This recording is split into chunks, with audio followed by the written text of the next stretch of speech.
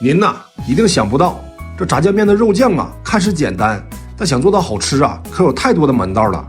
今天呢，就跟您分享我妈妈的做法，保证啊，您一看就会。首先呢，把五花肉、香菇、胡萝卜、黄瓜切成丁儿，再多切点大葱花。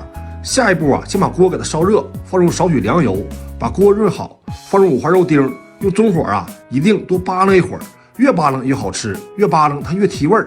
把油脂啊都给它扒拉出来，先放入少许的姜末去香增腥，再放入半勺的大葱花给它炒香。这样啊，肉不仅很香，还一点腥味都没有。这个方法您记住了吗？没记住的话呀，先对着屏幕点2下，把红心点亮，就会永久收藏了。再放入少许的老式花椒面，这放酱啊也很有讲究。先来半勺的东北黄豆酱，再来半勺甜面酱，用小火啊给它炒香。